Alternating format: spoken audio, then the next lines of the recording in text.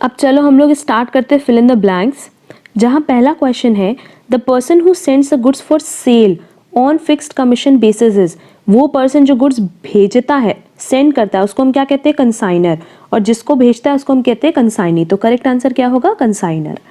Next, when the consignor send goods to consignee he prepares a, अभी हमने ऊपर बताया कि जब कंसाइनर कंसाइनी को गुड्स भेजता है तो कहीं ना कहीं प्रूफ के लिए वो इनवॉइस तो नहीं दे सकता, बट प्रोफॉर्मा इनवॉइस भेजता है जो कि बिल्कुल इनवॉइस जैसी दिखती है, बट वो ओरिजिनल इनवॉइस नहीं होती।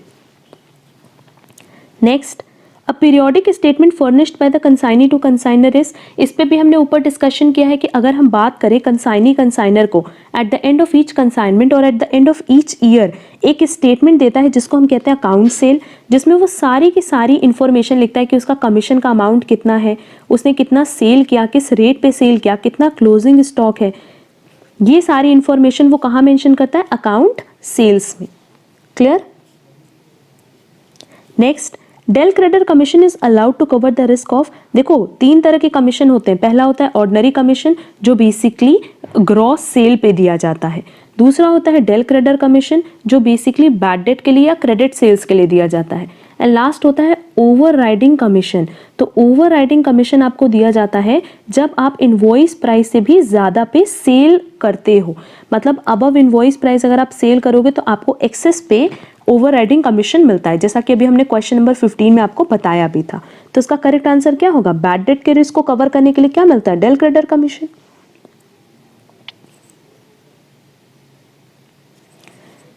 Next, where goods are sent on consignment, credit is given to dash in the books of consignor।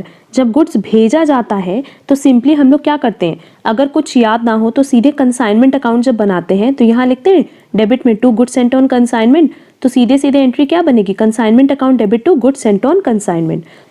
तो सीधे सीधे एंट्री क्या हो गई? Consignment account debit to goods sent on consignment. मतलब क्रेडिट किसको मिलेगा? गुड्स सेंट ऑन कंसाइनमेंट को। तो credit is given to goods sent on consignment account.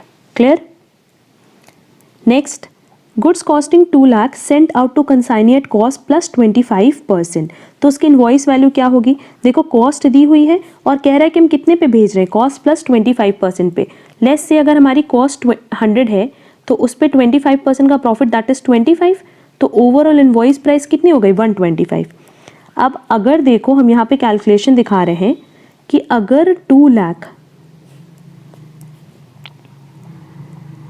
ये जो 2 लाख है अगर ये 100 पे है तो 125 पे कितनी? बस इसका कैलकुलेशन कर लो, इसका करेक्ट आंसर आ जाएगा 2,50,000। Next, stock reserve is created to adjust. Stock reserve basically क्या होता है? जहां पे क्लोजिंग स्टॉक में प्रॉफिट इंक्लूडेड होता है। तो क्योंकि जब हम लोग कंसाइनमेंट अकाउंट बनाते हैं तो कंसाइनमेंट अकाउंट को हमेशा किस पे बनाना होता है? एट कॉस्ट पे। तो जितनी भी इसमें एडिशन होती है, प्रॉफिट की लोडिंग होती है, हम सबको अनलोड करते हैं ना, जैसे अभी हमने ऊपर बताया था गुड्स सेंट ऑन कंसाइनमेंट, जैसे अभी हमने ऊपर बताया था कि अगर हम गुड्स सेंट ऑन कंसाइनमेंट को कॉस्ट पे ना लिखें तो उस केस में हमें अनलोडिंग करनी होती है by goods sent on consignment करके। वैसे ही जब हम बाय इन्वेंट्री लिखते हैं दैट इज क्लोजिंग स्टॉक लिखते हैं, अगर इसमें कोई भी लोडिंग है तो उसको हम टू स्टॉक रिजर्व करके दिखाते हैं। कहाँ? कंसाइनमेंट में। Clear?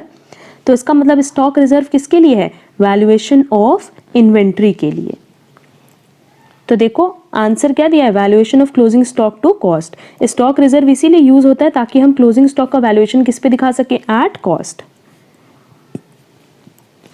Next, goods of the invoice value of rupees 1,20,000 sent out to consignee at 20% profit on cost. The loading amount will be, again देखो यहाँ पे क्या बोला है कि कॉस्ट पे 20%, तो कॉस्ट अगर 100 है तो प्रॉफिट कितना हो गया? 20, तो इनवॉइस प्राइस कितनी हो गई? 120। अगर 1,20,000 की वैल्यू किसको रिप्रेजेंट कर रही है? 120 की वैल्यू को, तो 20 का पार्ट उसमें कितना होगा? क्योंकि क्वेश्चन में हमसे क्या पूछा है? लोडिंग पूछा है, तो लोडिंग कितनी हो गई? 20,000, that is 20,000। Clear?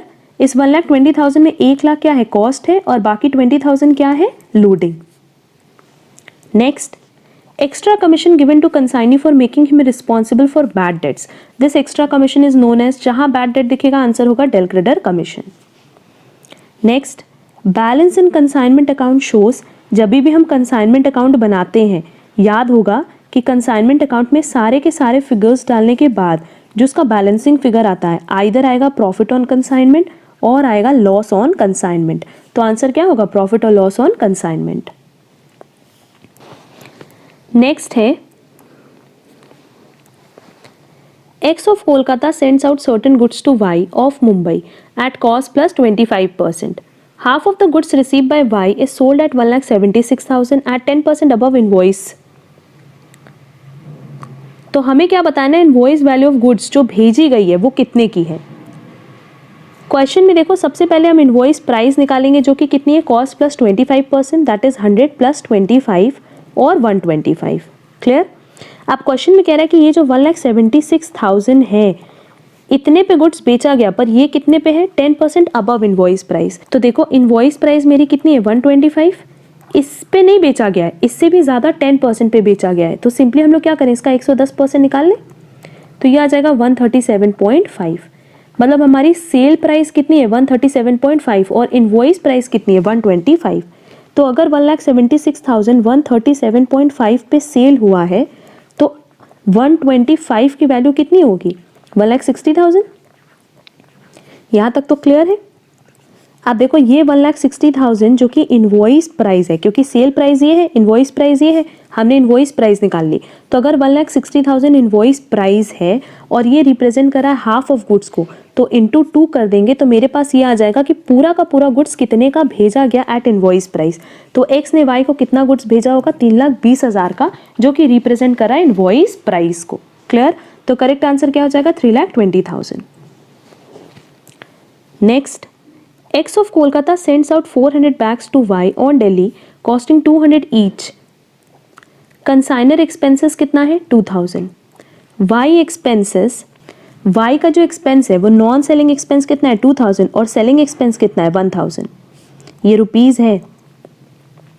300 bags were sold by Y. Value of consignment stock will be, अभी हमने बताया था कि जब हम कंसाइनमेंट स्टॉक का कैलकुलेशन करते हैं तो सिर्फ कॉस्ट प्राइस पे नहीं करते हैं बल्कि अप टू गोडाउन तक की प्राइस हम उसमें इंक्लूड करते हैं। क्लियर? 300 बैग अगर बेच दिया गया तो बचा कितना? 100। उसकी कॉस्ट प्राइस कितनी है? 200 प्लस जो कंसाइनर का एक्सपेंस है वो तो इंक्लूड करेंगे ही करेंगे, क्योंकि वो कब इनकर हुआ होगा? जब गोडाउन में गुड्स पहुंचा होगा उसके पहले। तो 2000 अगर 400 गुड्स के लिए है तो 100 गुड्स के लिए कितना? प्लस अब देखो वाई का जो खर्चा है, वाई कौन है? कंसाइनी, उसका एक नॉन सेलिंग एक्सपेंस या एक सेलिंग एक्सपेंस है। सेलिंग एक्सपेंस तो वो तभी इनकर कर सकता है जब उसके गोडाउन में गुड्स पहुंच जाए। ये ₹1000 है, तो सेलिंग एक्सपेंस कब होगा? जब गोडाउन में पहुंच जाएगा और उसके बाद वो मार्केट में सेल करे। बट नॉन सेलिंग एक्सपेंस कब होता है? गोडाउन में पहुंचने के पहले का खर्चा। तो बट ऑब्वियस उसको हम यहाँ पे इंक्लूड करेंगे कि अगर ये 2000 400 के लिए है तो 100 के लिए कितना? क्लियर? तो यहाँ से आ जाएगा 20,000, इसका कैलकुलेशन करोगे तो 500, इसका कैलकुलेशन करोगे तो 500, तो वैल्यू हो जाएगी 21,000। तो इसका करेक्ट आंसर होगा 21,000। अगर आप लोग को इतना याद है कॉन्सेप्ट कि क्लोजिंग स्टॉक का वैल्यूएशन करते वक्त या कंसाइनमेंट स्टॉक का वैल्यूएशन करते वक्त हम अप टू गुड डाउन तक का खर्चा लेते हैं, तब तो उसमें कहीं कोई दिक्कत नहीं होगी। और नॉन सेलिंग एक्सपेंसेस को हमने इसीलिए इंक्लूड किया क्योंकि हम यहाँ पे ये मान रहे हैं कि वो एक्सपेंस तब हुआ होगा जब गोडाउन में गुड्स पहुंचा है, उसके पहले का वो खर्चा है। क्लियर?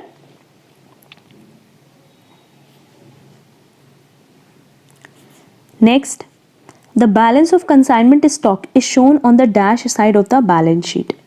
अगर कंसाइनमेंट स्टॉक की बात करें तो बट ऑब्वियस ये मेरे लिए क्या है? Asset, current asset. तो बैलेंस शीट में कहाँ दिखाएंगे? Asset side. यहाँ पे हम ये करंट असेट कर दे रहे हैं क्योंकि इसको करंट असेट ही तो माना जाता है, रीजन बिंग है तो ये inventory. Clear? Next, consignment account is a dash account. देखो अभी हमने ऊपर बताया था कि जब हम कंसाइनमेंट अकाउंट बनाते हैं तो उसका जो क्लोजिंग बैलेंस है वो क्या आता है? आइदर प्रॉफिट या लॉस। और किसी भी अकाउंट का, किसी भी लेजर का अगर बैलेंस प्रॉफिट लॉस आ रहा है तो बट ऑब्वियस वो क्या होगा? नॉमिनल अकाउंट, क्योंकि उसमें सारे के सारे इनकम और एक्सपेंसेस इंक्लूड होंगे। तो करेक्ट आंसर क्या होगा? Nominal account. Next, goods costing ₹1,80,000 sent out to consignee to show a profit of 20% on invoice price. Invoice price कितनी होगी? अगेन देखो 1,80,000 क्या है? कॉस्ट है। सेम पैटर्न पे हमने ऊपर क्वेश्चन करवाया है और हमारे पास क्वेश्चन में कह रहा है कि प्रॉफिट कितना है 20% ऑन इनवॉइस प्राइस। यहाँ देखो cost plus profit is equal to invoice price होता है। अब यहाँ पे कह रहा है कि इनवॉइस प्राइस अगर 100 है तो उस पर प्रॉफिट कितना है 20, तो कॉस्ट कितना हो गया 80, है ना। और 1,80,000 किसको रिप्रेजेंट करा है, कॉस्ट को, दैट इज 80 को। और हमसे क्वेश्चन में कह रहा है कि हमें इनवॉइस प्राइस बतानी है इनटू 100। तो जब हम इसका कैलकुलेशन करेंगे तो वैल्यू आएगी 2,25,000, दैट इज 2,25,000। क्लियर। यहाँ कंफ्यूज मत होना, यहाँ 20% ऑन कॉस्ट प्राइस नहीं दिया है, बल्कि यहाँ 20% किस पे दिया, इनवॉइस प्राइस पे। तो जिस पे भी हमारा प्रॉफिट दिया होगा उसको हम 100 अज्यूम कर लेते हैं और उसके बाद ये क्वेश्चन सेट करने के बाद हम कैलकुलेशन कर सकते हैं। क्लियर है। आप चलो स्टार्ट करते हैं ट्रू और फॉल्स। पहला क्वेश्चन है goods sent on consignment account is the nature of real account. True, अभी ऊपर डिस्कस कर लिया है। Goods valued at invoice price refers to value at a lower price than its original cost. बिल्कुल नहीं, invoice price क्या है, cost plus profit is equal to invoice price. तो इनवॉइस प्राइस हमेशा किससे ज्यादा होगा, ओरिजिनल कॉस्ट से। क्लियर। तो इसका आंसर क्या हो जाएगा, फॉल्स। और करेक्ट आंसर क्या होगा, लोअर नहीं हायर। क्लियर है। Next, balance in consignment account shows profit और लॉस ऑन कंसाइनमेंट। ट्रू, ये भी ऊपर डिस्कस किया है। Profit and loss on consignment is retained और बॉन्ड बाय कंसाइनर। जो भी प्रॉफिट और लॉस आएगा कंसाइनमेंट पे वो किसका होता है, कंसाइनर का। ट्रू, कंसाइनी को सिर्फ किससे मतलब होता है, अपने कमीशन से। Next, commission will be shared between only consignee. True, ये भी सेम क्वेश्चन हमने ऊपर डिस्कस किया है। The details contained in account sales are unsold stock left with the consignee. Consignee जब अकाउंट सेल देता है तो अभी ये भी पॉइंट हमने ऊपर डिस्कस किया था कि सिर्फ unsold stock, that is closing stock के बारे में नहीं, बल्कि कितना सेल्स किया, कितना उसने कमीशन उसको मिलना है, कितना उसने अपने पॉकेट से पेमेंट किया, वो सारी की सारी इंफॉर्मेशन वो कहाँ देता है, अकाउंट सेल में। तो आंसर क्या होगा, फॉल्स, क्योंकि सिर्फ क्लोजिंग स्टॉक की उसमें इंफॉर्मेशन नहीं होती, बाकी सबकी इंफॉर्मेशन होती है। Next, all proportionate consignees expenses will be added up for valuation of consignment stock। अब कह रहा है कि क्या कंसाइनी का जितना भी एक्सपेंसेस है सब हम लोग कंसाइनमेंट स्टॉक के valuation, that is closing stock के वैल्यूएशन में इंक्लूड करते हैं, नहीं। अभी देखो ये भी ऊपर डिस्कस किया था कि दो तरह का खर्चा होता है, एक होता है नॉन सेलिंग और एक होता है सेलिंग। तो जो नॉन सेलिंग होता है वो अप टू गो डाउन तक का खर्चा, और सेलिंग क्या है, आफ्टर गो डाउन। तो जो नॉन सेलिंग है वो तो इंक्लूड करते हैं, बट क्या सेलिंग इंक्लूड करते हैं, नहीं। या इन शॉर्ट बोले तो गोडाउन पहुंचने तक का खर्चा तो इंक्लूड करते हैं, बट क्या गोडाउन पहुंचने के बाद का खर्चा इंक्लूड करते हैं, नहीं। तो आंसर क्या हो जाएगा, false. Next, in consignment the goods are dispatched on the basis that the goods will be sold on behalf of and at the risk and at the expenses of and at the risk of consignee. बिल्कुल भी नहीं, यहाँ risk भी consignor का होगा, खर्चा भी consignor का होगा, और कंसाइनी का काम क्या होता है, सिर्फ गुड्स सेल करना ऑन बिहाफ ऑफ कंसाइनर, क्योंकि बेसिकली यहाँ पे सेल ऑफ गुड्स नहीं होता, शिपमेंट ऑफ गुड्स होता है। तो अल्टीमेटली ओनर कौन होता है गुड्स का, कंसाइनर। जब तक कंसाइनर इसको मार्केट में सेल नहीं कर देता तब तक गुड्स का ओनर कौन होता है, कंसाइनर। तो कंसाइनर को ही रिस्क भी बॉन्ड करना होता है और सारे खर्चे भी। तो आंसर क्या होगा, false. Next, cost of the goods include all non-recurring expenses incurred till the goods reach the premises of the consignees go down। cost of goods मतलब सिंपली हम किसके वैल्यूएशन की बात करें, कंसाइनमेंट स्टॉक या क्लोजिंग स्टॉक। तो closing stock में वो सारे खर्चे ही तो इंक्लूड करते हैं जो गोडाउन पहुंचने तक के खर्चे हैं। तो आंसर क्या होगा, true. Next, account sales is a statement furnished by consignor to consignee. नहीं, अकाउंट सेल कौन देता है, कंसाइनी देता है कंसाइनर को, ना कि कंसाइनर कंसाइनी को। तो आंसर क्या होगा, false. First, ownership right of the consignment stock is always with. देखो अभी बताया कि जो कंसाइनमेंट स्टॉक है दैट इज क्लोजिंग स्टॉक, उसकी ओनरशिप हमेशा किसके पास होगी, कंसाइनर के पास, क्योंकि कंसाइनमेंट के टाइम ओनरशिप ट्रांसफर होती ही नहीं है कंसाइनी को। तो इसका करेक्ट आंसर होगा consignor. Consignment stock account is a, ये भी ऊपर डिस्कस किया था कि कंसाइनमेंट स्टॉक क्या है, रियल अकाउंट, क्योंकि कंसाइनमेंट स्टॉक क्या है, asset, that is closing stock. Next, goods sent to consignment at cost plus 33.33%। The percentage of loading on invoice price will be. आप देखो ये कह रहा है कि अगर कॉस्ट पे 33.33% है तो इनवॉइस प्राइस पे कितना होगा। इस कॉन्सेप्ट के लिए हमने ऑलरेडी क्लास अपलोड की हुई है, तो वहाँ से ये कॉन्सेप्ट आप क्लियर कर सकते हो। बट हम यहाँ पे भी बता दे रहे हैं कि क्वेश्चन में पूछा है कि अगर ये कॉस्ट प्राइस पे कैलकुलेट करें तो 33.33% है, बट अगर हम कैलकुलेट करें ऑन इनवॉइस प्राइस तो कितना आएगा? जब हम इसको कैलकुलेट करेंगे तो इसकी वैल्यू आएगी 25%, दैट इज डी। ये सॉल्व करके आप लोग देख लेना। Next, goods costing ₹2 lakh sent out to consignee cost plus 25%। हमसे क्वेश्चन में पूछा है कि इनवॉइस वैल्यू कितनी होगी। अगेन अगर कॉस्ट 100 है तो इन प्रॉफिट कितना होगा 25, और टोटल इनवॉइस प्राइस कितनी है 125। अगेन अगर ये 2 लाख जो कि कॉस्ट पे है, कॉस्ट कितनी है 100, तो अगर ये 100 पे है तो 125 पे वैल्यू कितनी आ जाएगी 2,50,000।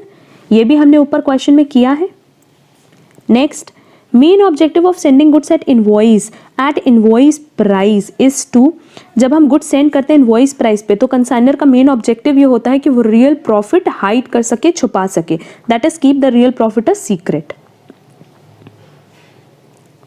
Last, normal loss is case of consignment means, normal loss वो लॉस होता है जिसको हम अवॉइड नहीं कर सकते, एंड अब नॉर्मल लॉस वो होता है जो कि अवॉइडेबल होता है। तो इसका करेक्ट आंसर होगा loss which is unavoidable. Next देखेंगे, del creditor commission is calculated on. अब अगर हम बात करें डेल क्रेडिटर कमीशन की तो ये किस पे कैलकुलेट होता है? टोटल सेल्स पे। ये नहीं है कि ये क्रेडिट सेल्स के लिए मिलेगा तो सिर्फ क्रेडिट सेल्स पे ही कैलकुलेट होगा, क्योंकि डेल क्रेडिटर कमीशन किसके लिए मिलता है? For bad debts. तो इसका आंसर क्या होगा? Total sales. Next, closing stock with consignee is shown in the balance sheet of. अगर क्लोजिंग स्टॉक कंसाइनी के पास है फिर भी वो कहाँ दिखेगा? कंसाइनर के बैलेंस शीट में, दैट इज कंसाइनर, क्योंकि क्लोजिंग स्टॉक किसका होगा? कंसाइनर का ही होगा, भले वो क्लोजिंग स्टॉक किसके पास हो? कंसाइनी के पास। Next, on receipt of advance from consignee in books of consignor which account should be credited. अगर हमें कंसाइनी से एडवांस मिल रहा है तो हम एंट्री क्या करेंगे? कैश और bank account debit to consignee, यही करते हैं। और जब कंसाइनर अपनी बुक्स में कंसाइनी अकाउंट बनाता है तो भी याद होगा कि हम लोग वहाँ पे बाई साइड लिख देते हैं बाई बैंक, बाई कैश और बाई बिल, जो भी उससे मिले। तो इसका मतलब हम क्रेडिट किसको कर रहे हैं? कंसाइनी को। तो इसका करेक्ट आंसर हो जाएगा E, consignee. Next, account sales indicate. अब देखो अकाउंट सेल में सारी इन्फॉर्मेशन दी रहती है, बट अल्टीमेटली इसका मोटिव क्या होता है? ये बताना चाहता है कि कितना पैसा, नेट अमाउंट, कितना पैसा कंसाइनी को देना है कंसाइनर को, या कंसाइनर को देना है कंसाइनी को, क्योंकि इसमें सेल्स की भी फिगर होती है, कमीशन की भी फिगर होती है, सारे खर्चे जो कंसाइनी अपनी पॉकेट से करा उसकी भी फिगर होती है। अगर उसने कोई एडवांस दिया है तो उसकी भी फिगर यहाँ पे मेंशन होती है। तो बेसिकली एट द एंड जितना पैसा मिलना है कंसाइनी को या जितना पैसा कंसाइनी को देना है उसके बारे में बताता है कौन? Account sales. तो इसका करेक्ट आंसर हो जाएगा the net amount due by consignee to consignor.